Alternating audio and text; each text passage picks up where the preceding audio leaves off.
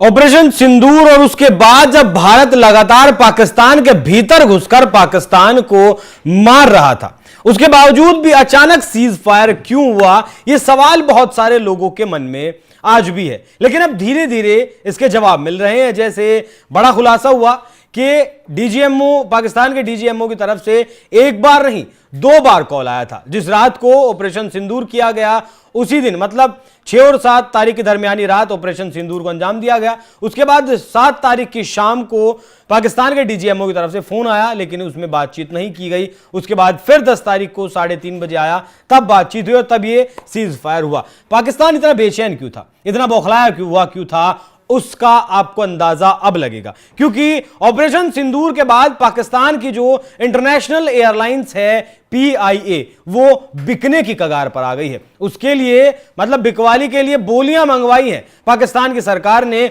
और दावा यहां तक किया जा रहा है रिपोर्ट्स में कि 51% से लेकर 100% तक इस एयरलाइंस की हिस्सेदारी बेची जा सकती है। इस बारे में आपको पूरी जानकारी दूं, उससे पहले आप यह समझ लीजिए, जब ऑपरेशन सिंदूर हुआ उस वक्त लगभग $2.85 अरब का पाकिस्तान का जो शेयर मार्केट है उसे नुकसान हुआ था। 2 दिन में 20% तक उसका शेयर बाजार घट गया था और लगभग 6400 पॉइंट नीचे आ गया था। मतलब पाकिस्तान को इतना नुकसान शायद बॉर्डर पर नहीं हुआ, इतना नुकसान शायद तब नहीं हुआ जब उसके एयरबेसिस उड़ा दिए गए, जितना नुकसान उसे इस तरीके का हुआ है। अब मैं आपको बताता हूं कि किस तरीके से पाकिस्तान की जो एयरलाइंस है वो अब प्राइवेट हाथों में जाने वाली है। उसके लिए सरकार ने बोलियां मंगवाई हैं। इसकी बोलियां मंगवाने की जो डेडलाइन थी वो पहले 3 जून तक रखी गई थी, लेकिन शायद बोलियां कम आई होंगी या फिर उस लिहाज से नहीं आई होंगी जिस लिहाज से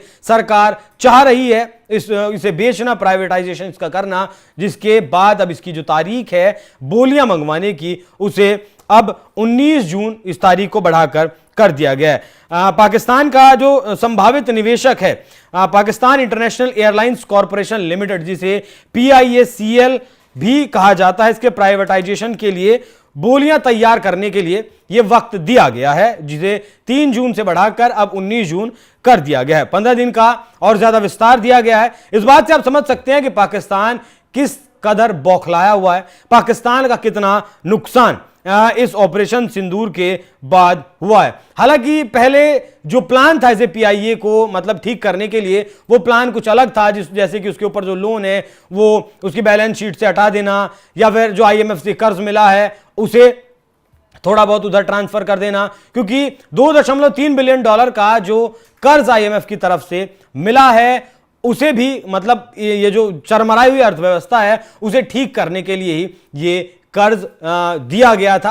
हालांकि पूरी तरीके से ये कर्ज अमेरिका के कहने पर पाकिस्तान को दिया गया था, लेकिन अब उसका इस्तेमाल शायद पाकिस्तान आतंकवाद को पालने पोसने में कर रहा है, क्योंकि एक बार फिर से आतंकी कैंपों में घुसपैठ शुरू हो गई है। और दावा यह भी किया गया है, जो कहा जा रहा था कि 100 से ज्यादा आतंकवादी मारे गए हैं ऑपरेशन सिंदूर के दौरान, वो अब 160 आतंकवादी हो गए, मतलब उनकी संख्या 160 हो गई, 160 आतंकवादी मारे गए। तो पाकिस्तान अब बुरी तरीके से बौखलाया हुआ है, अर्थव्यवस्था उसकी चरमराई हुई है। अब पाकिस्तान को समझ नहीं आ रहा है कि अब उसे करना है तो क्या करना है, कैसे अपनी अर्थव्यवस्था को वो ठीक करे। इसीलिए शायद दर दर की ठोकरें खा रहा है। वो चीन जाना हो, टर्की जाना हो, अजरबैजान जाना हो या फिर ईरान जाना हो, कटोरे में कहीं से कुछ ना कुछ मिल जाए जिससे कि देश में रोटी का जुगाड़ तो कम से कम कर लिया जाए। बाकी जो लोग सवाल उठा रहे थे कि ऑपरेशन सिंदूर फेक है, फर्जी है, क्या कुछ किया है, कुछ नहीं किया है,